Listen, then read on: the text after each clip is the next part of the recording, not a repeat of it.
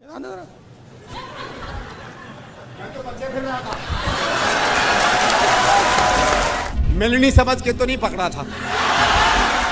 We're not interested in him giving us a lecture or a discussion. मुझे कोई कहता है कि आप एक स्टेटमेंट दे दो। Who gave the order to shoot those students? इतने गंभीर मसले पर इस तरह से चर्चा नहीं हो सकती। सदन की कार्रवाई अनिश्चित काल के लिए स्थगित की जाती है।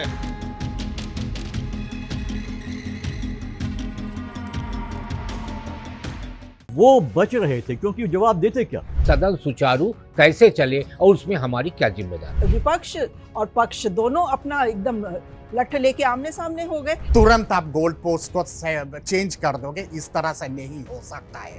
राहुल गांधी की कितनी मिमिक्री की गई है, खुद प्रधानमंत्री जी ने मिमिक्री की है राहुल गांधी की, किया कि नहीं किया? तो फिर राहुल गांधी भी उनकी मिमिक्री कर रहे हैं। इतनी बड़ी और इतनी प्राचीन पार्टी के मंच से कही जाने वाली बात में अंतर होना ही चाहिए। स्वागत है आप सभी का। आप देख रहे हैं खबरों के खिलाड़ी, मैं हूं आपके साथ प्रतीक्षा। मानसून सत्र खत्म हो गया। संसद की कार्रवाई लगभग 25 दिनों की जो हमने देखी वो सिर्फ हंगामे के भेंट चढ़ी हुई नजर आई। एक तस्वीर जो दिखाई पड़ी वो सत्र के आखिरी दिन दिखाई पड़ी, जब प्रधानमंत्री मोदी, गृह मंत्री अमित शाह सहित विपक्ष के तमाम नेता, सत्ता पक्ष के तमाम नेता वंदे मातरम पहली बार सदन में एक राष्ट्रगीत के रूप में गाते हुए दिखाई पड़े। यही एक सुंदर तस्वीर इस पूरे सत्र में नजर आई, लेकिन इसके अतिरिक्त सिर्फ और सिर्फ हंगामा होता रहा। विपक्ष ने यह दावा किया कि हमें जवाब चाहिए था, सरकार ने जवाब नहीं दिया। सरकार की तरफ से यह दावा किया गया कि इतने हंगामे के बीच भी हमने 11-12 बिल पास करा लिए। अब यह सत्र क्या सिर्फ सियासत हावी होती रही, यही हमने देखा, या फिर वाकई में कोई प्रोडक्टिविटी, कोई उत्पादकता इस मानसून सत्र में दिखाई पड़ी? इसी का विश्लेषण करेंगे हमारे मेहमानों के साथ। पीयूष पंत जी हमारे साथ हैं, पूर्णिमा त्रिपाठी जी हैं, राकेश शुक्ल जी हैं, एस.के. दत्ता जी हमारे साथ आज जुड़े हुए हैं, विनोद अग्निहोत्री जी हैं और अमर उजाला डिजिटल के संपादक जयदीप कर्णिक जी भी हमारे साथ मौजूद हैं। इस चर्चा के अतिरिक्त हम ये भी बात करेंगे कि राहुल गांधी नेता प्रतिपक्ष इस बार खासतौर से इस सत्र में सिर्फ और सिर्फ अमित शाह को टारगेट क्यों कर रहे थे। संसद परिसर के भीतर सदन की कार्रवाई के दौरान सिर्फ उनकी जुबान पर एक नाम था, अमित शाह। आखिर क्यों? इसके अलावा राहुल गांधी ने जिस तरीके से प्रधानमंत्री मोदी पर भी कई सारी बातें कही, उनको लेकर, उनकी विदेश नीति को लेकर कुछ सारी बातें कही, जिस पर भी जमकर सियासत हो रही है, इसका भी विस्तार से विश्लेषण करेंगे मेहमानों के साथ। फिलहाल चर्चा मानसून सत्र की प्रोडक्टिविटी की। पीयूष सर, क्या लगता है मानसून सत्र जो दिखाई पड़ा 20-25 दिनों का, क्या सिर्फ सियासत हावी नजर आई या विपक्ष ने स्कोर कर लिया? देखिए, मानसून सत्र एक से कहें तो धुल गया, जैसे बरसात से सब कुछ धुल जाता है ना। तो वर्षाकालीन सत्र था, ये एक तरह से धुल गया और कुछ खास हुआ नहीं।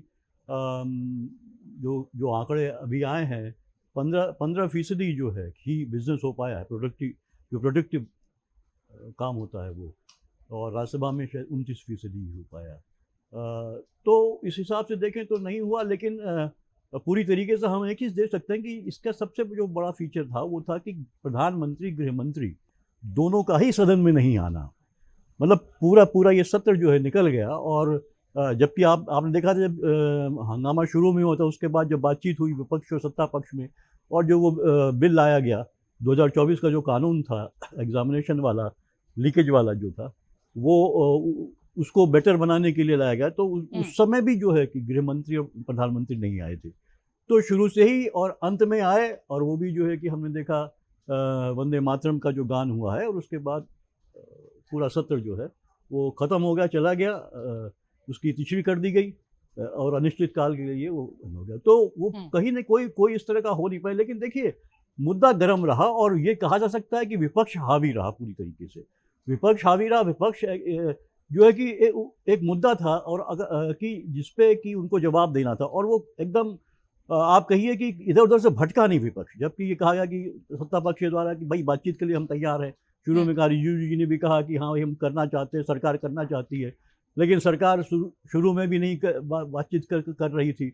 और जो विपक्ष है, खासकर कांग्रेस ने, वो एक फोकस किया था, और वो जेन्युइन बात थी। मतलब एक वाजिब मुद्दा था, छात्रों का मुद्दा था कि साहब ये बताइए कि जो पैलेट गन चली, हाँ पैलेट गन से हुआ, जिस तरह से जो वहाँ पे कील लगी, जो है बैटन थे, उनसे हमला हुआ, छात्रों पे, जो महिलाओं पे, जो छात्राएं थी, उन पे जिस तरह से अत्याचार हुआ पूरी तरीके। और एक ये बहुत बड़ा मुद्दा था, एक छात्रों का मुद्दा था और क्या पूरे समाज का, पूरे लोकतंत्र से जुड़ा मुद्दा था कि आप शासक क्या इसी तरह का होगा, इस तरह का अत्याचार करेगा क्या, आप जेन्युइन अगर माने शांतिपूर्वक आप जा रहे हैं। तो ये मुद्दा था, इसी को विपक्ष ने उठाया और उससे कहा गया कि साहब आप डिस्कशन के लिए तैयार नहीं है। डिस्कशन उसने तैयार हुआ और जब हमने देखा कानून पे डिस्कशन हुआ उसमें बहुत सी बातें हुई, लेकिन ये जो दो जवाब चाह रहे थे, अकाउंटेबिलिटी चाह रहे थे, वो अकाउंटेबिलिटी नहीं मिल रही थी। और इसीलिए शायद था कि जो गृह मंत्री थे अमित शाह जी, वो बच रहे थे, क्योंकि जवाब देते क्या, क्योंकि जो सवाल राहुल गांधी ने उठाए दोनों, वो दोनों ऐसे सवाल हैं कि आप हाँ या ना, हाँ कहें, आप कहेंगे तो आप फंसेंगे, ना कहेंगे तो आप फंसेंगे। तो इस तरह से था कि अब उनके समझ में नहीं आ रहा था कि करें तो क्या करें। इसीलिए वो बाद में ये हुआ कि साहब के कहा गया पार्लियामेंट्री अफेयर्स मिनिस्टर के माध्यम से कि नहीं साहब वो तो सत्ता पक्ष तैयार है डिस्कशन करने के लिए। वही बहुत लेट कहा गया ये बात, अभी देखिए 3-4 दिन पहले। और उसके बाद उसमें ये एक और चीज़ आ गई कि साहब स्पीकर साहब को जो है एप्लीकेशन दी जाए। तो जो गृह मंत्री उन्होंने एप्लीकेशन दे दी कि हम तैयार हैं, लेकिन इससे अगर विपक्ष कुछ बोलेगा नहीं, डिस्टर्ब नहीं करेगा। आप कंडीशनल, आप देखिए पार्लियामेंट्री डेमोक्रेसी में इस तरह के आप कंडीशन नहीं लगा सकते। सत्ता पक्ष ने कहा कि भाई कंडीशन लगा रहे हैं राहुल गांधी और इस तरह की बात कर रही है, जो विपक्ष की बात कर रही है कि हम तो वो डिक्टेट कर रहे हैं। तो यहाँ भी तो आप कह रहे हैं कि आप डिस्टर्ब नहीं करोगे तभी हम स्टेटमेंट देंगे, और स्टेटमेंट की बात नहीं थी यहाँ। सवाल ये आंसर मांगे जा रहे थे कि आप बताइए अकाउंटेबिलिटी किसकी है। अगर ये जो अत्याचार हुआ बच्चों के साथ, उन पर जो हिंसा हुई, वो उसका जिम्मेदार कौन है? आप ये सिर्फ सीधे ये जवाब दे दीजिए। कांग्रेस के उसके बाद हम तैयार हैं सबको, आप पूरा बिजनेस चलाइए जितने सदन का। लेकिन सरकार फंस गई थी पूरी तरीके से, खासकर गृह मंत्री फंस गए थे और वो बच रहे थे सदन में आने से। यही मैसेज गया है पूरी तरीके से। ताकि सर जो सरकार ने प्राथमिकता में रखा कि हमें बिल पास करना था और विपक्ष ने लगातार हंगामा किया, क्या ये पूरा सत्र सिर्फ इसी उसमें निकल गया? कोई प्रोडक्टिविटी जो आई, जैसे 39% राज्यसभा की प्रोडक्टिविटी आई, जब भी कोई सत्र खत्म होता है तो ये चर्चा होती है कि भाई कितनी उत्पादकता थी इस सत्र की, और वही 17-18% जो है लोकसभा की आई। तो विपक्ष की प्राथमिकता अलग हो गई और सत्ता पक्ष की प्राथमिकता अलग हो गई, इसलिए शायद ये सत्र पूरा हंगामे के भेंट चला गया। नहीं, कोई पहली बार नहीं हुआ है। देखिए, सदन जो है नियम और परंपरा से चलता है, और यदि परंपरा को आप देखेंगे तो हमें फिर दोनों कालखंड का एक मूल्यांकन करना पड़ेगा। 2006 से 2014 के बीच में जब कांग्रेस के नेतृत्व वाली यूपीए सरकार थी तो 18 बिल पारित हुए थे। 2007 में अकेले एक सत्र में 11 बिल पारित हुए, और उनका अमूमन जो टाइमिंग था वो 2 मिनट का था कि 2 मिनट में एक बिल पारित हुए। तो इस बार भी वही परंपरा का निर्वहन करते हुए एनडीए सरकार ने भी अपने 12 बिल पारित करा दिए। तो इसलिए जो परंपराएं डाली गई हैं उसी परंपरा के तहत ही सारा कुछ चल रहा है। जिसकी सरकार होती है, यानी जिसकी लाठी उसकी भैंस, तो जो सत्ता में रहता है वो अपने हिसाब से सरकार और सदन चलाता है। ये एक परंपरा जैसी बन गई है। उस समय पर ये नहीं देखा जाता कि सदन बेहतर तरीके से चले, जनहित के मुद्दे उठें। एक नैतिक अभिव्यक्ति में एक बड़ी सुंदर शब्दावली है, अंतरात्मा की आवाज़। और जब पार्लियामेंट का जो बाउंड्री है उसके अंदर पहुंचने के बाद जो सांसद हैं उनकी अंतरात्मा की आवाज़ मर जाती है। इस समय पर आप देखें तो हिंदुस्तान के अंदर अनेक राज्यों में, अनेक डिस्ट्रिक्ट में बहुत सारी समस्याएं हैं। हर सांसद चाहता है कि हम अपनी समस्या की तरफ सरकार का ध्यान आकृष्ट करें। वो चाहते हैं कि हम अपने यहाँ का मुद्दा सदन के अंदर उठाएं।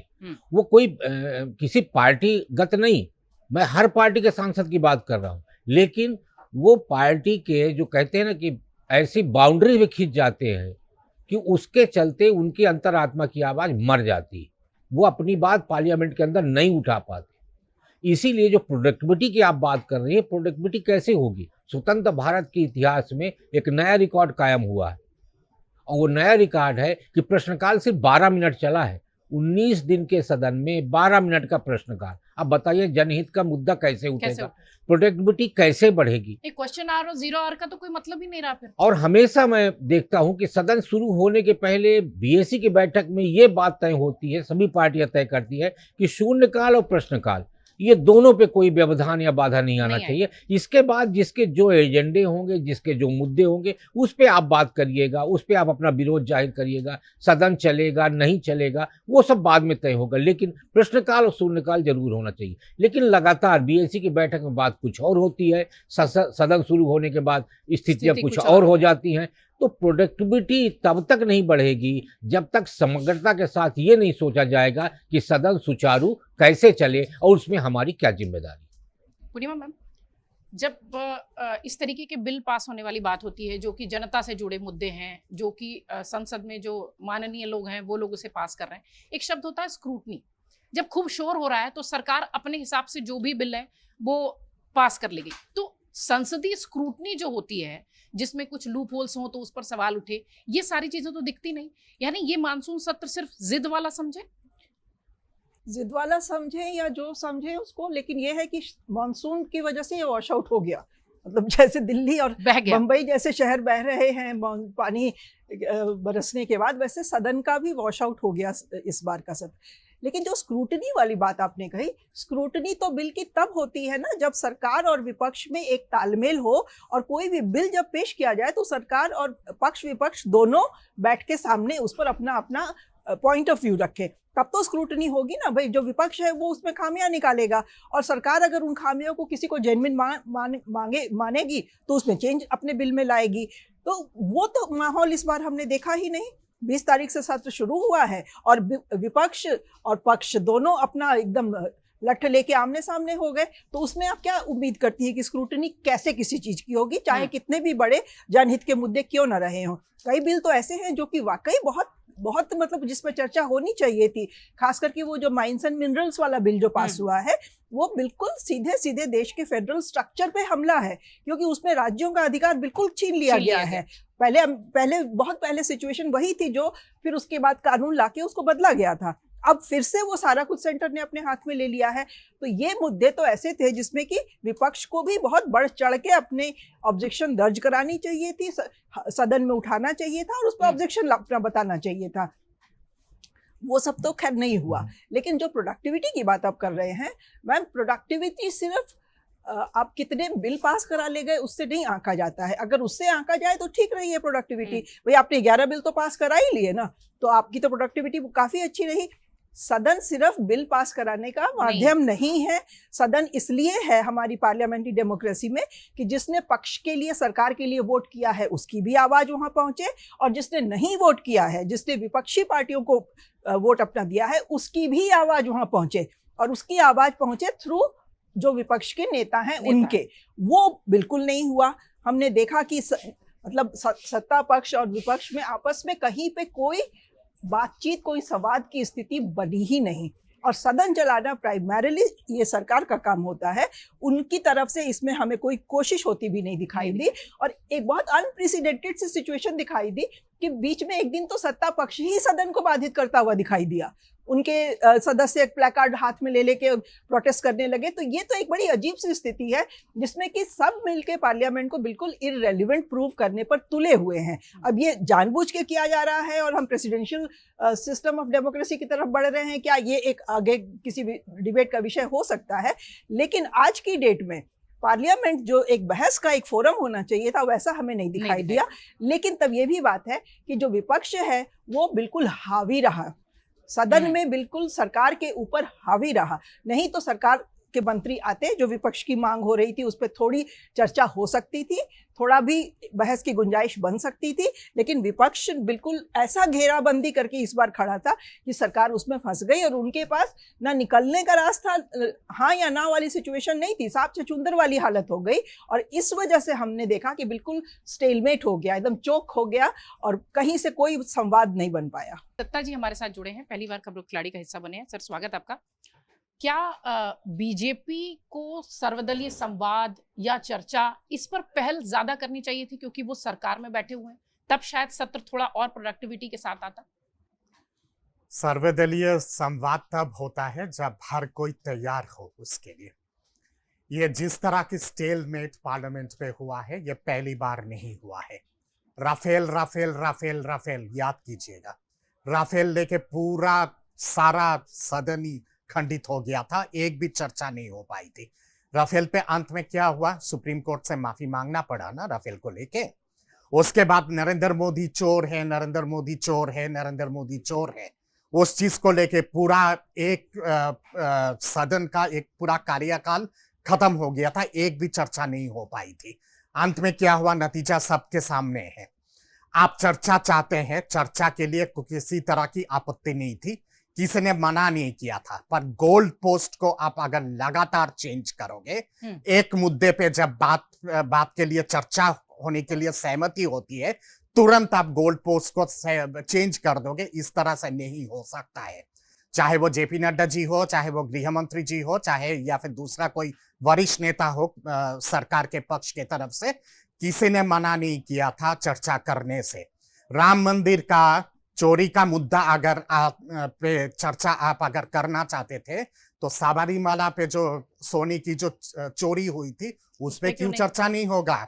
अयप्पा मंदिर का जो गेट खोला गया था, उसके बाद जो वो इटालियन मैरिनर जो दो मछुआरे को मार के भाग गए थे, और किस तरह से उस दौरान यूपीए सरकार ने उनके पलायन करने के लिए मदद किया था, उस पर चर्चा क्यों नहीं होगी? सारी चीजों पे चर्चा होनी चाहिए ना। पिलट ज्ञान की लगातार गुहार लगाया जा रहा है। अभी हाल ही में माननीय सुप्रीम कोर्ट ने और उच्चतम न्यायालय के चीफ जस्टिस की क्या टिप्पणी रही है पिलेट गन को लेके? पिलेट गन जो है, पिलेट गन को यूज होगा या नहीं होगा, उसको खत्म नहीं किया जाएगा, क्योंकि जब आप लगातार अलग अलग बैरिकेड को लांग के संसद के मकर द्वार तक पहुंच जाते हो और उसके बाद आप संसद पे आक्रमण करने की कोशिश करते हो, याद कीजिएगा उस दिन अगर संसद में घुस गए होते या 500 की भीड़, क्या होता फिर? ये कहीं ना कहीं पे सिक्योरिटी इश्यू है। पिलेट गन को लेके, उसकी यूसेज को लेके अनुमति कौन देता है? भारत के कानून बहुत क्लियर है इस पे, चाहे वो स्थानीय मैजिस्ट्रेट हो या फिर आपके लोकल डीसीपी हो, वो इस पे अनुमति देता है। गृह मंत्री जी का कोई संबंध नहीं है पिलेट गन को लेके। सुप्रीम कोर्ट ने क्या कहा है अपने रिटन और ऑरल ऑब्जर्वेशन को लेके? सुप्रीम कोर्ट ने क्लियर वे में कहा है कि पिलेट गन को लेके इसकी इस्तेमाल पे किस तरह की रूपरेखा बन सकती है, उस पे आप PIL लेके आइए। ये मत कहिए कि पिलेट गन की इस्तेमाल नहीं होगी। आपने भी तो यूज किया था पिलेट गन, याद कीजिएगा वो रैसिना हिल्स पे जब निर्भया कांड हुआ था, और उसके बाद जब सारी चीजों को लेके जब आरोप लग रहा था आपके ऊपर, आपने पिलेट गन का इस्तेमाल नहीं किया था। AK-47 की लगातार बात आ रही है बिहार को लेके।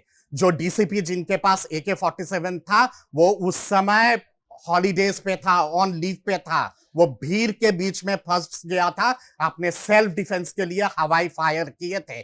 सिलेक्टिव इंसोमनिया नहीं हो सकता है। पंजाब में लाठीचार्ज आप करवाओगे और उसके ऊपर एकदम चुप्पी साधोगे, झारखंड पे एक भी चीज नहीं बोलोगे, केवल ट्विटर पे ट्वीट करोगे और आपकी जिम्मेदारी खत्म। तेलंगाना में आप लाठीचार्ज करवाओगे, केरला में आप लाठीचार्ज करवाओगे, मुद्दा वही है, छात्रों की मुद्दा, उस पे तो कोई एकदम चुप्पी हो जाती है। एक तरह से वो स्टोइक साइलेंस जिसको कहे, वो स्टोइक साइलेंस होते हैं। श्रीमान राहुल जी कहते हैं कि मुझे बहुत पीड़ा हुई है झारखंड पे जो लाठीचार्ज हुआ है, मैं झारखंड के मुख्यमंत्री से बात करने वाला हूं, और उसके आधा घंटे बाद लाठीचार्ज हो जाता है रात के अंधेरे में, और बर्बरतापूर्ण झारखंड के स्टूडेंटों को मारा जाता है रांची में। तो कहीं ना कहीं पे ये सारी चीजों पे जब बात करनी है, सारी चीजों पे बात करनी है। दीपके के बारे में, अभिजीत दीपके के बारे में, या फिर आपका सौरभ दास को लेके तमाम तो खुलासाएं हो रही है, उनके रेंट एग्रीमेंट से लेके सारी चीजों पे खुलासाएं हो रही है। तो आप स्पष्टीकरण अगर चाह रहे हो, खुद पहले अपनी स्पष्टीकरण दो चीजों को लेके। क्वेश्चन आवर और 0 आवर मैं मानता हूं, इस पे आम जनता की बातें होती है, पर क्वेश्चन आवर चलने के लिए उतना ही अनिवार्य होता है विपक्ष का भी शालीनतापूर्वक आचार और बिहेवियर करना। प्रश्नकाल और 0 आवर जब स्थगित हो जाता है, एक दिन का प्रश्नकाल और एक दिन का 0 आवर, यानी कि 5 करोड़ के आसपास की नुकसान किसकी नुकसान है? ये जनता के आम टैक्स पेयर की नुकसान है, उसकी भरपाई कौन करेगा? और विपक्ष से संवाद कैसे किया जाए जब वो चर्चा ही नहीं करने तैयार है? ठीक है विनोद सर, हमने शुरुआत से देखा विपक्ष हावी नजर आया। पहले दिन, दूसरे दिन वो छात्रों के से संबंधित बिल पास हो गया, वो सारी चीजें दिखाई पड़ी। इसे पूर्णिमा में भी कह रही थी कि विपक्ष स्कोर कर गया, इसमें कोई संदेह नहीं है। ये पूरा श्रेय क्या राहुल गांधी को दे देना चाहिए, या जो एक समग्र विपक्ष नजर आया उनको भी कहा जाए? क्योंकि चूंकि यूपी में चुनाव है, तो समाजवादी पार्टी के भी बहुत सारे सांसद जो है, वही जो उनके 5-6 जो परिवार के सदस्य हैं, वो भी काफी एक्टिव दिखाई पड़े। तो विपक्ष ने ये जो बढ़त बनाई है, श्रेय किसको दे? नहीं, श्रेय तो निश्चित रूप से नेता विपक्ष को ही जाता है, लेकिन साथ में सहयोग सबका है, क्योंकि जो आक्रामकता शुरू से ही राहुल गांधी ने दिखाई और उसमें अखिलेश यादव जी ने अपनी ज्वाइन की है, उस दिन से शुरू हुआ जब राहुल गांधी ने प्रधानमंत्री निवास पर जाकर आवास धरना के दिया, बाहर खड़गे जी के घर से निकल करके वहीं से शुरू हुआ।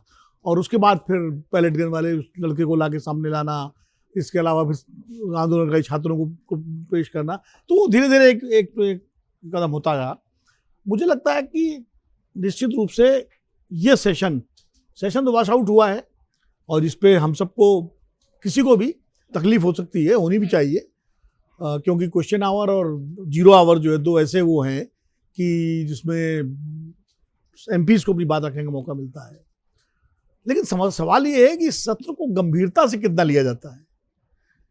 जब प्रधानमंत्री और गृह मंत्री एक दिन भी सत्र में नहीं आएंगे, यहां तक कि चलिए आप कह सकते हैं हंगामा हो रहा था, जिस दिन चर्चा हो रही थी नकल वाले उस पर, उस दिन तो पूरे शांति से चर्चा हुई थी, उस दिन भी दोनों में से कोई नहीं था। तो कितना गंभीरता से सरकार सदन को ले रही थी, ये प्रश्न तो उठेगा ना। अगर आप गंभीर थे तो आपको आना चाहिए था। जो 3-4 बिल पास हुए उनमें चर्चा हुई और उनमें सदन बैठा, राज्यसभा भी बैठी और लोकसभा भी बैठा, और उसमें न प्रधानमंत्री जी आए न गृह मंत्री जी आए। तो इससे तो ये स्पष्ट होता है ना कि गंभीरता से सरकार ने भी नहीं लिया सदन को, नंबर 1। दूसरी बात यह है कि सवाल ये है कि छात्रों का जो पूरा आंदोलन था उसको कैसे हैंडल किया गया, बात तो यही होनी थी। इसी पर सवाल पूछ रहा था विपक्ष कि भाई वो जो पैलेट गन का प्रयोग हुआ किसके आदेश से हुआ, और अगर आपके आदेश से नहीं हुआ, आपको जानकारी नहीं है, तो वो विपक्ष फंसा रहा था गृह मंत्री जी को। वो सारी बातें अगर अलग से नहीं तो कम से कम नकल विरोधी वाले जो कानून था उस चर्चा के दौरान हस्तक्षेप करके गृह मंत्री जी दे सकते थे उसका जवाब, उसको तो अधिकार था उनका। और गृह मंत्री अमित शाह के बारे में मैं मानता हूं कि वो संसद में सबसे ज्यादा बैठने वाले लोगों में रहे हैं। सबसे ज्यादा जो है वो पिछले, आप रिकॉर्ड देखिए, जब से वो लोकसभा में या राज्यसभा में आए हैं तो, और गृह मंत्री बनने के बाद वो हर मामले में आगे बढ़ के मोर्चा लेते रहे हैं। इस बार क्यों नहीं आए, बिल्कुल नहीं आए, ये अपने आप में एक सवाल है। आखिरी दिन भी देखिए, आखिरी दिन भी क्या हुआ, आते ही वंदे मातरम का गायन हुआ, जबकि परंपरा ये नहीं है। परंपरा ये है कि जब सदन की कार्यवाही पूरी हो जाती है और लास्ट में वंदे मातरम का गायन होता है। पहले 2 स्टैंजा होते थे, अब पूरा होगा, गायन पहले भी होता था, और उसके बाद साइनिडाई होता है। राकेश जी और हम सब लोग देखते रहे हैं।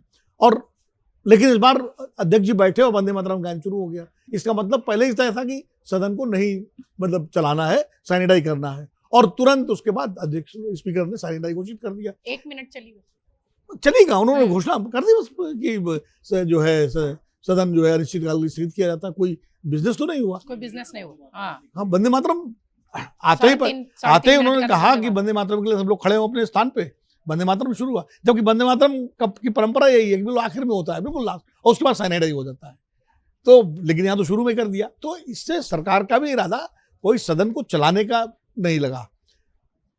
गृह मंत्री जी ने चिट्ठी लिखी स्पीकर को। मुझे नहीं लगता कि आज तक किसी मंत्री ने स्पीकर को चिट्ठी लिख के कहा हो कि हम ये कर। उसका तरीका है कि बिजनेस एडवाइजरी कमेटी में सरकार अपनी बात रखती है और उसके बाद अब तय होता है और आता है। लेकिन चिट्ठी क्यों लिखी गई? चिट्ठी इसलिए लिखी गई जनता में संदेश देने के लिए कि हम जवाब देने के लिए इच्छुक हैं। तो जवाब देने के मौके तो आपके पास थे, तब तो आपने दिया नहीं जवाब, चर्चा में जो भाग लेना था। तो ये भी एक पोस्चरिंग थी सरकार की तरफ से चिट्ठी लिख करके, ताकि मैसेज ये जाए कि भाई सरकार तो इच्छुक है लेकिन विपक्ष नहीं इच्छुक है। तो दोनों तरफ से रस्साकसी हुई है। खाली विपक्ष पर आरोप देना या सिर्फ सरकार पर, रस्साकसी दोनों तरफ से हुई है। दोनों ने अपनी नाक का सवाल बना लिया इसको, इसीलिए मैंने जिद कहा कि जिद, हाँ बिल्कुल, दोनों ने अपनी नाक का सवाल बना लिया, जिद बना लिया। और बहुत सार्थक चर्चा हो सकती थी तमाम मुद्दों पर, जो नहीं हुई। और मुझे लगता है कि ये दरअसल हम लोग क्या होता है, हम लोग बहुत जल्दी भूल जाते हैं।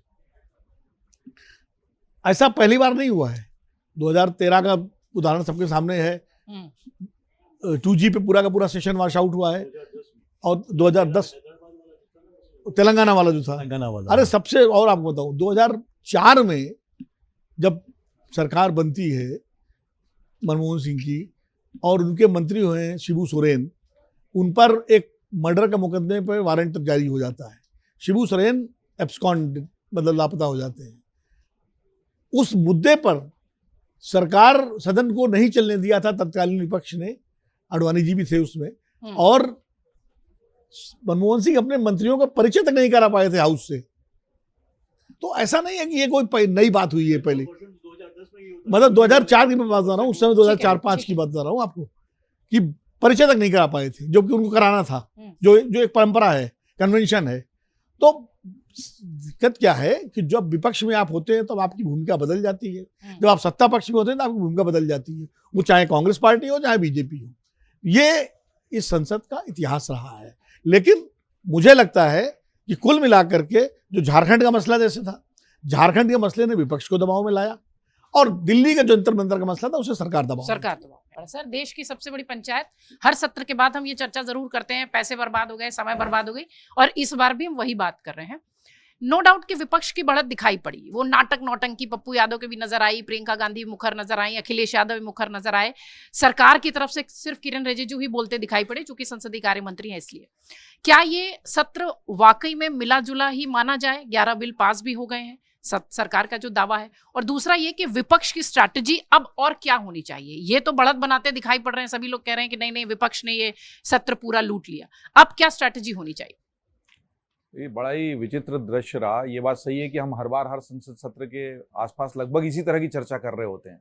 हम चर्चा नहीं करके वही टेप भी चला देंगे तो शायद बहुत फर्क नहीं पड़ने वाला। इतने करोड़ का नुकसान हो गया, ये हो गया, नहीं चलने दे रहे हैं, विपक्ष की ये जिम्मेदारी थी, सत्ता पक्ष की वो जिम्मेदारी। लेकिन एक दृश्य ऐसा है जो बहुत ही अलग था और बहुत ही विचलित करने वाला भी था।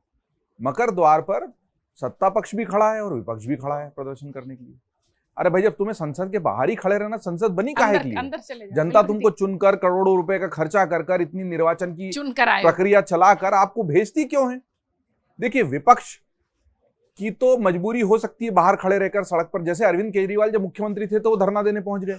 अरे भाई, कुर्सी काहे के लिए दी है? समाधान ढूंढने के लिए। हल वहां बैठ के ही तो आपको पता लगेगा कि समाधान कोई जादू की छड़ी नहीं है। सत्ता पक्ष अगर प्रदर्शन पर आमदा हो जाए, ठीक है, झारखंड का मुद्दा बड़ा था और आप ये बताने की कोशिश कर रहे थे कि छात्रों की समस्या एक जैसी है, वो जंतर मंतर से लेकर और ये बात सही है कि इसने पूरे दोगलेपन को उजागर किया। सत्ता पक्ष के पास मौका था इस दोगलेपन को उजागर करने का। लेकिन अगर दोनों ही वहां खड़े तो देश के लोकतंत्र के लिए एक खराब स्थिति है।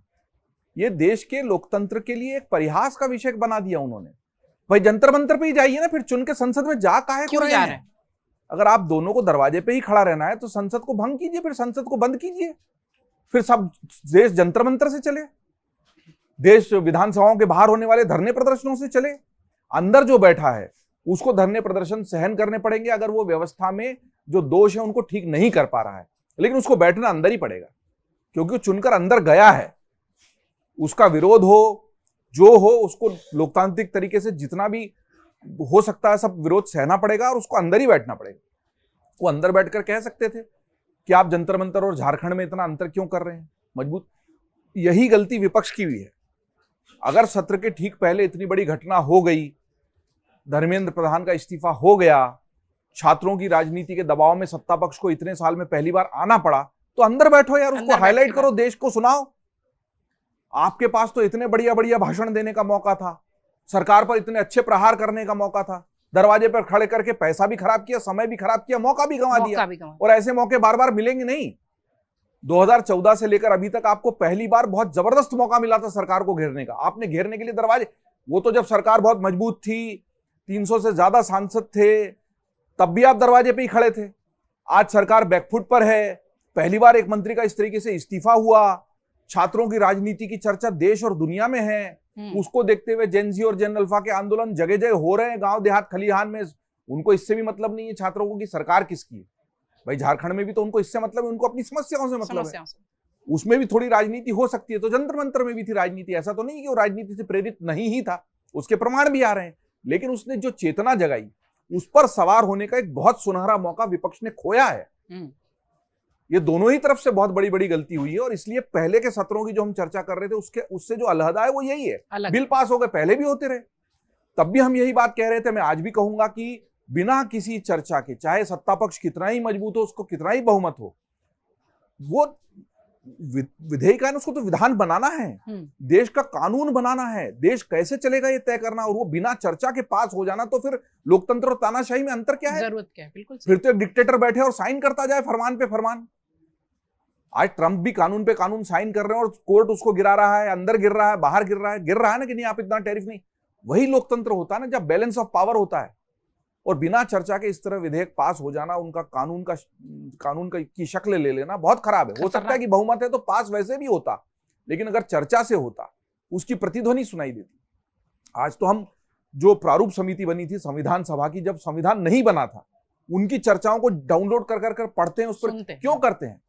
कोई हिंदी के पक्ष में था, कोई नहीं था, कोई भाषावार राज्य गठन के पक्ष में था, कोई नहीं था, पर हमको पता था इतने सारे असहमति के स्वरों के बीच से देश का संविधान निकला, इतने विरोधों और इतने सारी आवाज, वो अगर नहीं हुआ होती, वो चर्चा नहीं होती। नहीं साहब, अंबेडकर साहब अध्यक्ष हैं, समिति बन गई, ये संविधान यही लागू होता। तो क्या हम देखते कि जब उस विषय पर अब विवाद हो रहा है तो उस वक्त निर्माताओं ने इस पर हम क्या देखते हैं चर्चा ना, की? बिल्कुल सही। वो कहां से पता लगता है? वो संविधान सभा की चर्चाओं से पता लगता है। वो चर्चाएं आज बंद हैं। आने वाली पीढ़ी को क्या पता लगेगा कि ये कानून मिनरल वाला ये कैसे पास हो गए? अरे कैसे लोग बैठे थे संसद में जो विरोध भी नहीं कर रहे थे? अरे कैसे लोग चुन के गए जो पता ही नहीं था कि ऐसा कानून बन रहा है और आप सो रहे थे? ये बड़ी दुर्भाग्यपूर्ण स्थिति है। और विपक्ष को तो ऐसा मौका मिला था कि नहीं आप जवाब दें न दें, आप भाषण दें न दें, हम तो सदन में करेंगे जो करेंगे। और सदन की गूंज जो होती ना, वो मकर द्वार की गूंज से कई गुना ज्यादा होती, लेकिन उन्होंने मौका खो दिया।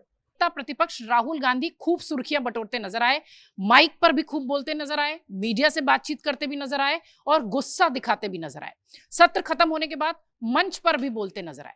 लेकिन एक खास बात उनके इस सत्र के दौरान देखी गई, वो ये कि पूरे मानसून सत्र में उन्होंने टारगेट पर सिर्फ और सिर्फ अमित शाह को रखा था। क्या राहुल गांधी इसे रणनीतिक तौर पर बदलने की कोशिश कर रहे थे जब वो प्रधानमंत्री मोदी को टारगेट पे रखा करते थे, या फिर कहानी कुछ और है, कांग्रेस की नई रणनीति है, या राहुल के थिंक टैंक ने कुछ अलग तरीके की उनको तैयारी की है? थोड़ी चर्चा इस पर भी करते हैं। पूर्णिमा मैम, एकदम सीधा सवाल कि मोदी बनाम राहुल अक्सर चर्चा में होता था, इस पूरे सत्र में हमने देखा राहुल बनाम अमित शाह की तस्वीर दिखाई पड़ी। वो सिर्फ टारगेट पर अमित शाह को रख रहे थे, क्यों? ऐसा था कि उसमें अमित शाह की बिल्कुल जिम्मेवारी थी। डायरेक्ट हिट की लाइन में अमित शाह थे, और राहुल का इरादा, जो मुझे लग रहा है, कोई ऐसी नहीं है कि राहुल से मेरी बात होती है रोज, लेकिन मुझे ये लग रहा है कि वो इस बार शाह के जरिए मोदी को टारगेट करना चाह रहे थे। अगर सदन में ये उठता मामला तो वो शाह के थ्रू होते हुए मोदी तक पहुंचती बात, इसलिए वो शाह को टारगेट इस कर रहे थे, क्योंकि पैलेट गन चली नहीं चली, लाठी किसने चलवाई नहीं चलवाई, ये सारा उनके डायरेक्ट मंत्रालय के अंडर में आता है। तो प्राइमरी रिस्पॉन्सिबिलिटी तो होम मिनिस्टर की बनती है। और एक जो हमने इस बार बहुत अनप्रेसिडेंटेड सी सिचुएशन देखी कि हम लोगों ने इतने साल से पत्रकारिता की है, कोई भी घटना होती है तो उसकी ऑफिशियल एक ब्रीफिंग होती है। जब इतनी बड़ी घटना जंतर मंतर पे हो गई उस दिन 20 जुलाई को, तो ना दिल्ली पुलिस की तरफ से कोई बयान आया, ना कोई ब्रीफिंग हुई, पीआरओ तक का तो ब्रीफिंग हुआ नहीं, जो कि एक बहुत ही रूटीन सी, बहुत ही मैंडेटरी चीज है, वो तक तो हुई नहीं। कैबिनेट से कोई आके उस पर ऑफिशियली अपना पक्ष रखने तो आया नहीं। तो ये सारी चीजें जो थी ना, वो होम मिनिस्टर को डायरेक्ट अटैक के रेंज में ला रही थी। इसलिए पहले उनको टारगेट करके राहुल चाहते थे कि उनको पीएम तक पहुंचे, सदन के अंदर उनके ऊपर हमला करके। तो ये तो मौका उनको मिला नहीं, इसलिए मुझे लग रहा है। और जैसे कि उन्होंने अमित शाह के बारे में कहा कि भाई चली तो भी जिम्मेदार है, नहीं चली उनके इंफॉर्मेशन नॉलेज के बगैर चली तो भी वो जिम्मेदार है, अगर चलाई गई तो वो जिम्मेदार है, नहीं चलाई नहीं उन्होंने तो आदेश दिया और फिर भी चल गई तो इनकॉम्पिटेंट है। तो वो एक आसान टारगेट इस बार अमित शाह के रूप में राहुल गांधी को मिला, जिसके थ्रू वो मोदी तक पहुंचने की तैयारी कर रहे थे। राकेश सर, अमित शाह को टारगेट बनाना सत्र के दौरान, लेकिन जैसे ही सत्र खत्म हुआ, जिस दिन सत्र का समापन हुआ, आप एक मंच पर जाते हो और वहां पर किसी राष्ट्राध्यक्ष, किसी महिला राष्ट्राध्यक्ष की ऐसी बात करते हो, फिर उसमें संदीप दीक्षित जिनकी मां खुद मुख्यमंत्री रही हो दिल्ली की, आप उनके साथ हंसी ठिठोली करते हो, उनको गले लगाने की बात करते हो। क्या ये नॉनसेंस नेता प्रतिपक्ष को शोभा देता है? पहली चीज। और दूसरी चीज, जब आप इस तरीके की बात करते हो और फिर आप एक्सपेक्ट करते हो कि जनता आपको सीरियसली ले। देखिए, राहुल गांधी जी जितनी बार मोदी पर टारगेट किए उतनी बार बैकफायर किया। तो उनको किसी रणनीतिकार ने बताया होगा कि आप मोदी जी पे अटैक करने के बजाय अमित शाह जी अमित को शाह। टारगेट करिए। और ये राजतंत्र में ये नीति रही है, यदि आप सेनापति को हरा देते हैं तो उस राज्य को कब्जा करना आसान हो जाता है। कभी भी युद्ध में राजा को टारगेट नहीं किया गया। इसी दिल्ली में हेमचंद विक्रमादित्य जब थे और हेमचंद विक्रमादित्य ने अकबर के शासनकाल पे बैरम खां को हराया और दिल्ली पे शासन कर लिया, तो उनको किसी ने ज्ञान दिया तो वो फिर अमित शाह जी की रट लगा के चल दिए। लेकिन सवाल इस बात का है ना कि अभी तक का इतिहास रहा है कि राहुल जी जब गाड़ी चलाते हैं तो पहले तो बहुत अच्छी चलाते हैं, लेकिन कहीं ना कहीं वो गड्ढमड्ढ कर ही जाते हैं। और वही इस मंच, जिस मंच की आप बात कर रहे हैं, वहाँ भी यही हुआ। किसी नेता प्रतिपक्ष की देश के प्रधानमंत्री के लिए ये शब्दावली उचित नहीं है। यहाँ पे तो मैं राहुल गांधी जी को कंगना रनावत के बराबरी पे देख रहा हूँ। यदि हम कंगना रनावत की आलोचना करते हैं उनकी शब्दावली को लेकर जो राहुल गांधी के लिए की गई, तो क्या राहुल गांधी की शब्दावली बहुत अच्छी है क्या? तो क्या आप कंगना रनावत के बराबर के नेता हैं क्या? तो आपको अपना कद, अपना पद और अपना मान यदि बना के रखना है तो आपको सम्मानजनक रखना पड़ेगा। यदि आप सम्मान देंगे तो सम्मान पाएंगे। देश की जनता भोली भाली नहीं है कि गाली देने पे, अभद्र शब्द इस्तेमाल करने पे वो आपकी समर्थक बनेगी, वो आपकी आलोचक बनेगी। और अभी तक जितनी बार भी, मैं ये नहीं कहता कि प्रधानमंत्री नरेंद्र मोदी पे जितनी बार राहुल गांधी जी की तरफ से अटैक किया गया, हर बार बैक फायर हुआ। और राहुल गांधी जी सांप सीढ़ी की तरह चलते हुए जब 99 में पहुंचते हैं तो फिर वही बैक फायर उनको लाके 0 में खड़ा कर देता है। तो ये नीति बदलनी पड़ेगी राहुल गांधी को, लेकिन मुझे लगता नहीं है कि वो कहीं पे बदलाव की स्थिति में है। दत्ता साहब, जब राहुल गांधी नेता प्रतिपक्ष की बात होती है तो इस सत्र में हमने देखा कि उन्होंने जमकर सरकार को घेरने की कोशिश की, अमित शाह को टारगेट करते दिखाई पड़े। अभी भी जब हम पहले सत्र में बात कर रहे थे तो ये चर्चा हुई कि नहीं, बढ़त के साथ विपक्ष दिखाई पड़ा। जैसे ही सत्र खत्म हुआ आप सेल्फ गोल करते नजर आते हो। आप जब प्रधानमंत्री को चोर कह रहे थे तब भी आपका सेल्फ गोल हुआ था, जब चौकीदार चोर के आपने स्टार्ट किया तब भी हुआ था। मतलब जब भी आप प्रधानमंत्री मोदी पर टारगेट करते हो वो आपको परेशानी में डालता है। उसके बावजूद भी राहुल के थिंक टैंक ऐसा कैसे कह जाते हैं कि आप किसी राष्ट्रीय अध्यक्ष से अपने प्रधानमंत्री की बात कर रहे हो और ऐसा छिछोरा मजाक कर रहे हो? छिछोरा मैं जानबूझ के कहूंगी इसको। मुझे तो लगता है थिंक टैंक का आपने उल्लेख किया है, सही में थिंक है उस टैंक में? ये एक बहुत बड़ा प्रश्न है। जिस तरह के छिछोरे बातें होता है, मुझे तो नहीं लगता है कि ये थिंक टैंक वाला काम है। कोई और टैंक हो सकता है बेशक। आपने कल कहा कि आपके नानी जब यूएस गए थे, भगवा कलर के साड़ी पहने हुए थे, ऑरेंज कलर के साड़ी, और वहां के फर्स्ट लेडी इमिटेट करके ऑरेंज कलर के गाउन पहने।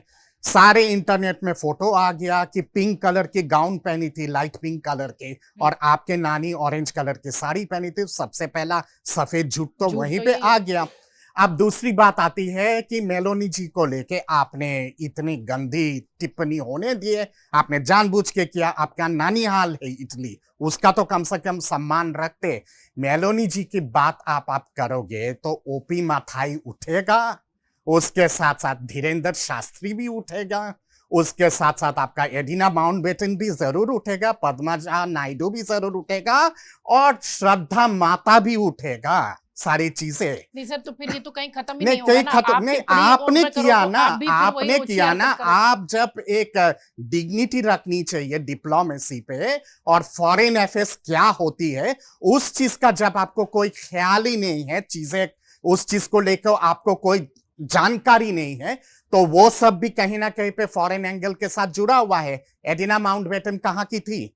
यूके की थी ना, तो कहीं ना कहीं पे वो तो जोड़ा जाएगा सारी चीजें।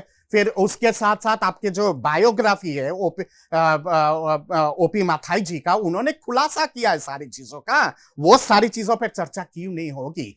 कांच के घर के अंदर आप रहते हो और दूसरे पे पत्थर फेंकने की कोशिश करोगे, एक तिनका आपके ऊपर पड़ जाए तो फिर क्या होगा आपको खुद को पता चलनी चाहिए। फिर इसके साथ साथ आपके जो सुकन्या देवी का जो वो जो हादसा था जिसपे कोर्ट ने लैक ऑफ एविडेंस के चलते बारी कर दिया था, उनके फैमिली रातों रात कैसे गायब हो गया था, इसका भी तो कहीं ना कहीं पे चर्चा जरूर होगी ना। या फिर उसके खुलासा के लिए जरूर सरकार कदम लेगी। कल को अगर सरकार अगर उसका पूरा सारी चीजों का दोबारा जांच करवाने के लिए पूरा अगर एक जांच कमेटी अगर बिठा देती है, तब तो आप हाहाकार मचाओगे, चिल्लाओगे।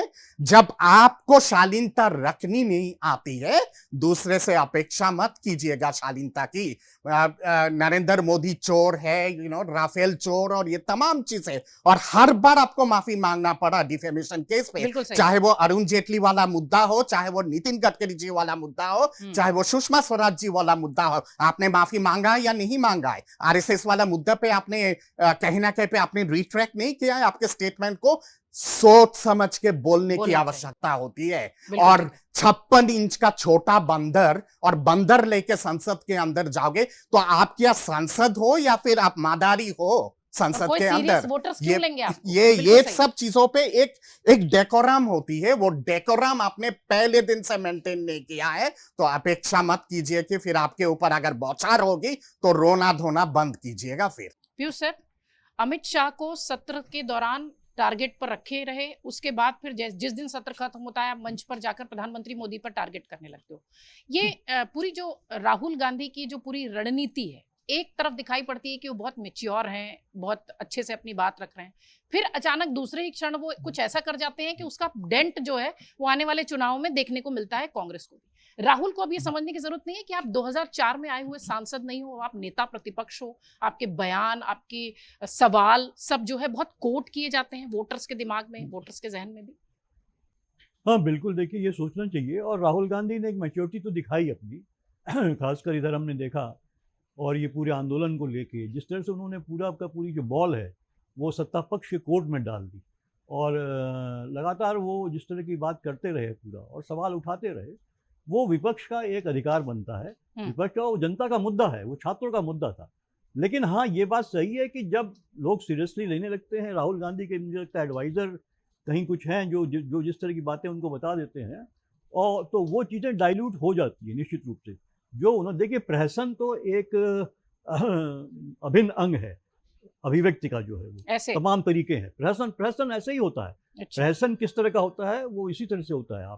आप प्रहसन का हिस्सा है, किसी महिला राष्ट्रीय अध्यक्ष का आप देखिए सर, एक मिनट, किसी महिला राष्ट्रीय अध्यक्ष को आप अपने प्रधानमंत्री के साथ गले लगाने जैसी बात कह देते हो, नहीं, ये वो प्रहसन का हिस्सा होता है क्या? संदीप दीक्षित की तरफ से आया वो वाली बात जो है, जिसको राहुल गांधी ने मना भी किया उस बात को, तो वो उन्होंने, राहुल गांधी ने ये बात नहीं की थी, संदीप दीक्षित ने ये बात कही। जो, और ये कांग्रेस की खासियत है, राहुल गांधी की कोई भी कोशिश को कांग्रेस वाले खुद ही जो है, आप मणिशंकर अय्यर को देख लीजिए, उन्होंने भी ऐसा एक बार कर दिया था, डाइल्यूट कर देते हैं।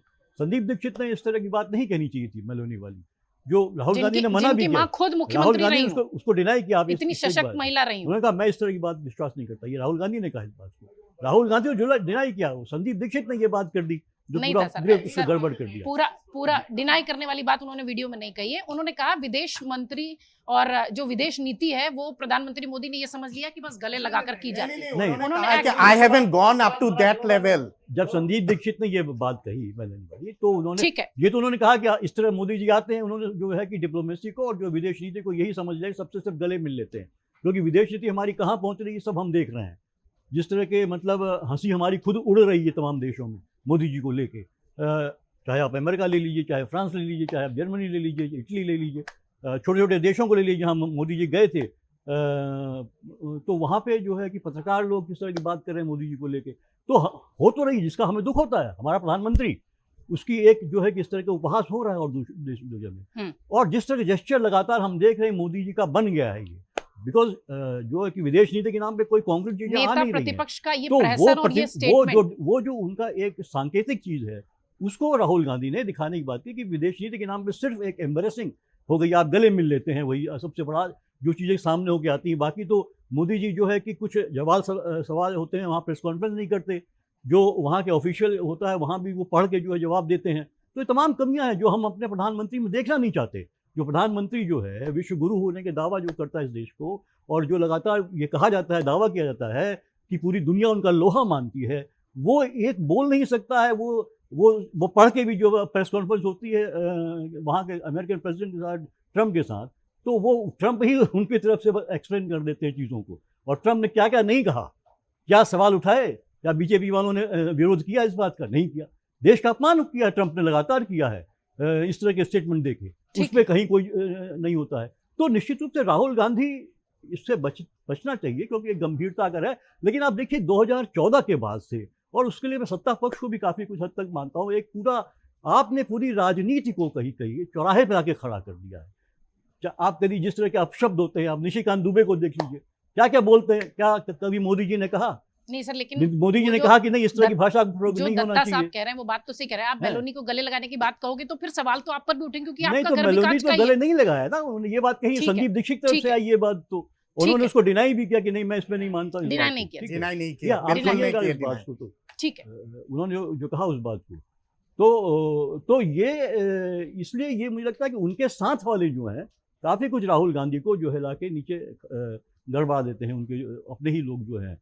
तो वहाँ पे थोड़ा सा उनको विजिलेंट रहने की ज़रूरत है, और निश्चित रूप से आपको देखना पड़ेगा कि देखिए इस तरह का एक नैरेटिव बना दिया जाता है और पूरा। अब आप देखिए चोर वाली जो बात है, अब क्या हुआ राफेल वाले मामले में, क्या हुआ आप देखिए, लगातार जिस तरह से, और चीफ जस्टिस बंद लिफाफे में दिया गया, बाद में राफेल के दाम बढ़ाए गए, ये हुआ कि अनिल अंबानी को दिया गया पूरा सारे लूपहोल से ठीक है। सर तो अब माफी वहाँ फिर क्यों खुद मांगे फिर बाद में? फ्रांस में खुद इंक्वायरी चल रही है उसके मामले में, तो कहीं तो गड़बड़ी थी ये ना। ठीक है। तो उसको इस तरह से आपने बढ़ा के दे दिया, पूरा का पूरा एक नैरेटिव खड़ा कर दिया। और वोट देखिए, वोट लेना और जीतना तो अब आप कुछ कह नहीं सकते। जिस तरह की स्थितियां हमारे देश में बन गई है, पूरा इलेक्टोरल सिस्टम जिस तरह से एक सवालिया निशान पे आ गया, इसमें कोई डाउट नहीं है, हम आप देख रहे हैं इस चीज को। तो आप कुछ कह नहीं सकते क्या इसी आधार पे लोगों ने रिजेक्ट किया। परिसर में रिजेक्ट करने में नॉनसेंस तो आप हरकतें देखिए कि करेंगे, उसके बाद बनारस आप वोटर देखिए, चाहेंगे साथ कि का वोट दें, प्रधानमंत्री ऐसे नहीं होता कॉन्स्टिट्यूंसी, सर। प्रधानमंत्री का नहीं, सर, डिफरेंसेस कितने कम थोड़ा रहे सा वोटिंग समय के, थोड़ा सा ये आप समय की देख कमी। लीजिए। Just 10 seconds. जहां बात आती है मेलोनी जी को लेके, राहुल जी ने क्या कहा? उन्होंने कहा कि as of now I haven't gone up to that level, यानी कि अभी मौजूदा मैं उस लेवल तक गया नहीं हूं। इसका मतलब ये होता है कि इनकार नहीं किए कि वो भविष्य पे नहीं लेके, डिनाई नहीं किए। राफेल की जहां बात आती है, कॉन्स्टिट्यूशनल बेंच की डिसीजन है राफेल को लेके, led by the honourable chief justice of supreme court, और उसके बाद जब कोई भी तर्क दे नहीं पाए, उसके बाद हाथ जोड़ के माफी मांगे। तो कॉन्स्टिट्यूशनल बेंच के डिसीजन को आप एक्सेप्ट करेंगे ना? फ्रांस में क्या कार्रवाई हो रहा है उसको आप एक्सेप्ट करेंगे? विनोद सर, राहुल की राजनीति, राहुल को बढ़ते देखना 2004 से मुझे लगता है आप राहुल को देखते आए हैं। जब वो सांसद बनकर आए तब भी, जब वो नेता प्रतिपक्ष बने तब भी, वो जो पूरी यात्रा है वो उनकी दिखाती है कि उन्होंने ग्रोथ की है। जो उनकी बौद्धिक सोच है, जो राजनीतिक सोच है, उसको उन्होंने डेवलप किया है। लेकिन ऐसा क्या हो जाता है कि वो एक बढ़त के साथ बढ़ते रहते हैं और अचानक सेल्फ गोल कर लेते हैं, और उस जगह पर करते हैं जहां से उनको इसके पहले हमेशा नुकसान होता रहा है। जब भी प्रधानमंत्री टारगेट पर रहे हैं, दिक्कत रही है। सदन में वो अमित शाह को टारगेट करते रहे, अमित शाह के वाया वो पीएम तक जाने की कोशिश कर रहे थे। फिर सत्र खत्म हुआ और आप मंच पर जाकर ऐसी हरकत कर देते हो। अब वो क्या है, विपक्ष का भी अपना हिस्सा कमजोर होता है, मानते? नहीं, इसमें बताइए मेलोडी वाला कमेंट छोड़ करके क्या गलत किया था उन्होंने? झप्पी पॉलिटिक्स जो है, डिप्लोमेसी है, उसी को तो उन्होंने रेखांकित किया था कि भाई ये झप्पी। मेलोडी वाला कमेंट संदीप दीक्षित का था। अब मेलोडी का कमेंट हम राहुल गांधी पर थोपे दे रहे हैं, क्यों? हम राहुल गांधी को बिल्कुल उसमें रखते हैं लेजर आई में, और तमाम तरह के कमेंट होते रहे दूसरों पर, उस पर हम बात ही नहीं करते। हमें मेलोडी पर कमेंट तो बहुत खराब लगता है, लेकिन नेहरू जी पर जब पार्लियामेंट के अंदर निशिकांत दुबे बोलते हैं तो उस पर हम चुप लगा जाते हैं, उस पर किसी की संवेदना नहीं जागती। हमें ठीक है, मेलोडी एक देश की राष्ट्रपति हैं, उनका सम्मान है, पूरा सम्मान, उन पर कोई टिप्पणी नहीं होनी चाहिए, लेकिन नेहरू इस देश के पहले प्रधानमंत्री थे, आज़ादी के आंदोलन के नायक थे, उन पर टिप्पणी होती रहे, उस पर ना सरकार कुछ बोलेगी, ना कोई हमारे कमेंटेटर्स कुछ बोलेंगे, वो स्वीकार है। ठीक है, मथाई की बात उठेगी तो फिर बलराम में दो की किताब की बात भी उठेगी। ऐसा नहीं है कि खाली एक ही तरफ सब कुछ है, फिर बहुत सारी किताबें आएंगी, फिर वो स्टिंग ऑपरेशन गुजरात वाला, उसकी भी चर्चा होगी। तो ऐसा नहीं है कि खाली एक ही जगह कांच का घर है, कांच के घर तो सभी जगह है। तो इसलिए ये कहना, और फिर किसने किधर कहा, तो भाषा पर तो आप बात ही मत करिए। भाषा के विमर्श पर तो मैं अब चर्चा नहीं करना चाहता, क्योंकि दोनों तरफ से जो है भाषा की सारी सीमाएं तोड़ दी गई हैं और कुछ बचा नहीं है। इसलिए अब हम एक तरह की भाषा को लेकर के दुख प्रकट करें और दूसरी तरह की भाषा पर खामोश हो जाएं, वो मुझसे तो नहीं होगा। कम से कम भाषा इधर से भी गिरी है और भाषा उधर से भी गिरी है, भाषा की गरिमा। इसलिए भाषा की गरिमा की बात ही भूल जाइए। तो मुझे लगता है कि राहुल गांधी नेता विपक्ष के रूप में उन्होंने इस सत्र में सरकार को जितना कटघरे में खड़ा किया है, जितना असहज किया है, वो मामूली बात नहीं है। जिस वक्त जंतर मंतर में प्रोटेस्ट हो रहा था, सरकार जंतर मंतर में इंगेज थी, एक तरफ से लग रहा था विपक्ष बिल्कुल किनारे हो गया है। हम सभी कह रहे थे कि अरे भाई बच्चे लूट ले गए महफिल, कांग्रेस किनारे हो गई, विपक्ष ने कुछ नहीं किया। उस वक्त अचानक प्रधानमंत्री निवास पर जाकर के सारे एमपी को लेके बैठ करके पूरा उन्होंने टेबल टर्न कर दी। तो ये इसको नेता विपक्ष के रूप में हम क्या देखेंगे? नेता विपक्ष का काम खाली संसद में बोलना नहीं होता है, नेता विपक्ष का काम ये भी होता है कि वो अपने मुद्दों को लेकर सड़क पर भी संघर्ष करे। वो किया उन्होंने टांग के ले जाया गया। तो भाई हम जो है, जब वो कुछ नहीं करेगा तो विपक्ष बड़ा कमजोर है, विपक्ष करता नहीं है, विपक्ष की फेल्योर है। और जब विपक्ष कुछ करेगा तो विपक्ष ऐसा क्यों कर रहा है? विपक्ष गरिमा तोड़ रहा है, विपक्ष मर्यादा तोड़ रहा है। प्रहसन होते रहे हैं पहले भी, कुछ प्रहसन अप्रिय हो जाते हैं कुछ। अब बैलगाड़ी से लोग आते रहे नहीं आते रहे संसद के अंदर, वो प्रहसन नहीं था क्या अच्छे खासे आप कार और आपको मिली हुई है लीडर पोजीशन के रूप में, लेकिन आप बैलगाड़ी से आ रहे हैं, तो प्रहसन ही तो था। तो ऐसे बाकी प्रहसन भी हुए हैं। तो इन सब चीजों को इतना गंभीर होकर के ये पहला दौर है कि हम खाली अपोजिशन को कटघरे में खड़ा करते हैं। राहुल गांधी, तो राहुल गांधी का तो मैं बोल ही रहा हूँ, राहुल गांधी का अब जो रचनात्मक कांग्रेस में उनका था, जिसको लेके सबसे ज्यादा बीजेपी और हमला, ठीक है, मेलोडी वाला तो बिल्कुल गलत था और उसके लिए संदीप दीक्षित को माफी मांगनी चाहिए जो उन्होंने कहा है, और किसी राष्ट्राध्यक्ष के बारे में ऐसा नहीं बोलना चाहिए। लेकिन बाकी तो हर उसके राहुल गांधी की कितनी मिमिक्री की गई है, खुद प्रधानमंत्री जी ने मिमिक्री की है राहुल गांधी की, किया कि नहीं की है? तो फिर राहुल गांधी भी उनकी मिमिक्री कर रहे हैं। तो ये सब तो चलेगा, दोनों तरफ चल रहा है ना। ठीक है, तो हम एक तरफ काहे दुखी हूं? या तो बिल्कुल एक बार तय हो जाए, प्रधानमंत्री नरेंद्र मोदी, राहुल गांधी और सब बैठ कर तय कर लें कि अब न किसी की मिमिक्री होगी, न किसी के बारे में कोई अप्रिय भाषा इस्तेमाल होगी, वो आदर्श स्थिति होगी, तय कर लें। और अपने अपने नेताओं को ताकीद कर दें बिल्कुल कि खबरदार जो किसी के सम्मान में आपने जो है कोई ऐसी बात की मुद्दे उठाइए, या तो ये होना चाहिए। तो मैं कह रहा हूं कि इसलिए बचना चाहिए राहुल गांधी को या कांग्रेस के नेताओं को, किसी भी नेता को इन सबसे। लेकिन चूंकि होता क्या है कि जब आप गेंद आप दीवार पे मारते हो तो पलट के आपकी तरफ आती है, तो वही हो रहा है।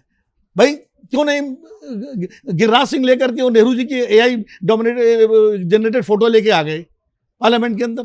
कुछ रोका किसी ने उनको? किसने कहा था? मतलब रोज आप जो है, एडविना की लड़की किताब लिख करके जनरेटर खंडन कर चुकी है कि मेरी माँ और मेरे जो है नेहरू जी की दोस्ती थी, बाकी और कोई संबंध नहीं था। लेकिन आप रोज उसको जो है शारीरिक संबंध के रूप में चित्रित करते रहते हो, हर तरह से, IT सेल से लेकर के सब जगह। अरे नेहरू जी के बारे में अटल जी को ही पढ़ लीजिए कम से कम, अटल जी ने जो बोला उसी पर आप बात कर लीजिए। वो तो आपके नेता थे ना, अटल जी ने क्या क्या नेहरू जी के प्रशंसा में नहीं कहा है, तो आप बाकियों को न मानिए। तो मुझे लगता है कि ये सब चीजें, ये लोकतंत्र के लिए दुखद है। वो चाहे राहुल गांधी करे, चाहे सत्ता पक्ष करे, चाहे विपक्ष करे, एक मर्यादा, एक गरिमा होनी चाहिए जो पूरी तरह से इस दौर में टूट के तार-तार हो चुकी है, नहीं दिखाई पड़ती। सर, प्रहसन की ये क्वालिटी, तरीका, और राहुल गांधी का जो पूरे सत्र भर एक टारगेट थे वो अमित शाह थे, और अचानक सत्र खत्म होते ही प्रधानमंत्री मोदी हो जाते हैं। क्या अगर वो उसी टारगेट पर रहते और प्रधानमंत्री को नहीं लेते टारगेट पर, कुछ ऐसा जवाब नहीं देते, तो शायद ये जो कांग्रेस की स्थिति या जो रणनीति इस पर चल रही थी बढ़त के साथ, वो और ज्यादा प्रभावी नजर आती? सही सलाह और फोकस्ड अप्रोच की जरूरत है। समंदर के किनारे रेत के ढेर से किले बनाकर उसको ध्वस्त करने वाले बच्चे में और नेता प्रतिपक्ष में अंतर होना चाहिए। आप खुद अपनी बनाई हुई जमीन को खत्म कर रहे हैं। इस विषय को जिस तरह के गांभीर्य की आवश्यकता थी, बच्चों के भविष्य से जुड़ा प्रश्न आपने बहुत अच्छे से उठाया, लेकिन दो जगह आप चुके। एक, झारखंड वाले मामले को लेकर प्रतिक्रिया देने में देरी की और प्रतिक्रिया सही नहीं थी, उस पर अलग से भी बात होगी।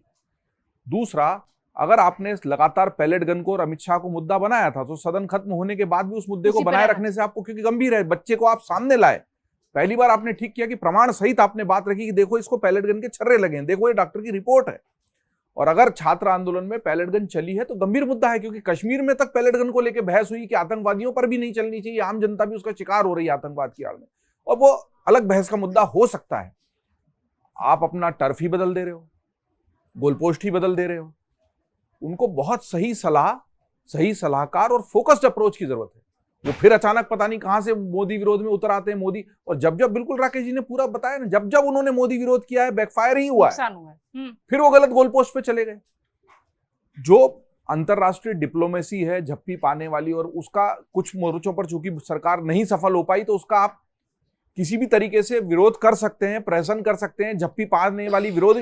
टाइमिंग, अभी संसद खत्म हुई, अभी आपको पैलेट गन पर मावलंकर सभागृह में आप खड़े हैं, तो आप कहिए कि हमको अपनी बात ही नहीं रखने दी गई, आखिरी दिन चिट्ठी लिख रहे हैं, आप फिर विषय से भटक गए। अभी इंटरनेशनल डिप्लोमेसी का कौन सा मुद्दा था जी? आप अपने वही है ना, या तो घोड़ा कर लो या चतुर कर लो, घोड़ा चतुर दोनों नहीं चलेगा ना, एक पे रहिए, सम पे रहिए। अपने बनाए हुए रेत के टिले के घर बच्चे ध्वस्त करते हैं, समझदार व्यक्ति नहीं करता है। तो आपने अगर बनाया है, जमीन तैयार की है, तो उस जमीन पर खड़े रहिए ना, उस पर जनता भी साथ देगी। जनता इसीलिए तो फिर आपसे भी दूर जाती है कि यार ये खुद ही सीरियस नहीं है। दूसरा, चाहे संदीप दीक्षित ने कहा हो, चाहे राहुल गांधी ने कहा हो, कांग्रेस का मंच था। देखिए, उस विषय पर बनने वाले मीम, सोशल मीडिया की चर्चा, जंतर मंतर पर प्रधानमंत्री को दी गई भद्दी गालियां, और एक इतनी बड़ी और इतनी प्राचीन पार्टी के मंच से कही जाने वाली बात में अंतर होना ही चाहिए। चाय की दुकान पे थोड़ी खड़े वो संदीप दीक्षित ने कहा यह कि अगर पूरी कांग्रेस पार्टी नहीं बच सकती, पूरी कांग्रेस पार्टी जिम्मेदार है। आपके आधिकारिक मंच से इस तरह का फूहड़ मजाक हुआ है, दो राष्ट्रों के बीच के मसले और उसके पीछे गड़े मुर्दे उखाड़ना, बल्कि यह कहना कि आप ऐसा करेंगे तो हम वैसा वैसा वैसा भी करेंगे, ये तो और ही अफसोसजनक है। इसका मतलब आप जस्टिफाई कर रहे हैं अभी का जो मजाक मंच पे किया गया। यू आर सेइंग कि ये जो कुछ भी मजाक है ये दरअसल सीरियस है, और इसलिए हम पुराने सारे चीजों को लाएंगे क्योंकि ये जस्टिफाइड है। नहीं, बेवकूफी है। कभी भी राष्ट्र के मसलों को, जिंदा मसलों, वो तो चलो फिर भी कब्र में दब गए, उससे जुड़े हुए किरदार खत्म हो गए, उस राष्ट्र का प्रतिनिधित्व अब वो लोग नहीं कर रहे हैं, न एडविना है, न नेहरू जी हैं, न कई और लोग हैं, वो सब चले गए हैं ना दुनिया से। अभी हम लोग एक दो जिंदा कौमें हैं, दोनों का लोकतंत्र है और दोनों के राष्ट्राध्यक्ष इसमें इन्वॉल्व हैं, और आप ऐसी गंदी मजाक कर रहे हैं। तो फिर सोशल मीडिया के, इंस्टाग्राम के बनने वाले रील्स और मीम्स में और आपकी पार्टी के मंच में क्या अंतर है? इस पूरे जंतर मंतर के आंदोलन ने मीडिया और सोशल मीडिया के अंतर को इसीलिए तो परिभाषित किया कि गाली उस गटर में बह सकती है, हम गटर का पानी नहीं है। वो जो अंतर स्पष्ट हुआ था, आप उस अंतर को खुद धुंधला कर रहे हैं, या फिर आप कह रहे हैं कि नहीं हम भी वहीं खड़े हैं। उस गंदगी में और आपकी जवाबदेह मंच में अंतर होना ही चाहिए, तभी तो डिफाइन होता है कि यार सड़क पे गंदगी हो सकती है, पान की दुकानों पर चकल्लस हो सकती है, स्टैंड अप कॉमेडी में गालियां हो सकती हैं, लेकिन ये जिम्मेदार मंच है। उस जिम्मेदार मंच से किसी ने भी कहा हो वो गलत है और उसकी आलोचना होनी चाहिए, और चूंकि पार्टी का मंच है इसलिए जिम्मेदारी पार्टी की बनती। सर, मानसून सत्र पूरी तरह से खत्म होता दिखाई पड़ रहा है। कई बार विशेष सत्र की भी बात हो रही थी, पर अब तक ऐसी कोई सुगबुगाहट नहीं है। ये सत्र भी हंगामे की भेंट चढ़ा, सियासत की भेंट चढ़ा। राहुल गांधी ने जिस स्ट्रैटेजी से विपक्ष का नेता होने के तौर पर सरकार को घेरने की कोशिश की, हमारे वरिष्ठ पत्रकारों ने बताया कि हाँ, वाकई में बढ़त के साथ राहुल गांधी दिखाई पड़े, लेकिन फिर उसी दिन कट टू अगर देखा जाए तो मंच पर जाकर वो जिस तरीके की बातें कर रहे थे, शायद वो उन्हें फिर से बैकफुट पर ले जाता हुआ दिखाई पड़े। लेकिन ये तय सी बात है कि इसमें नुकसान पूरी तरह से देखिए तो जनता का, समय का और पैसों का ही हो रहा है।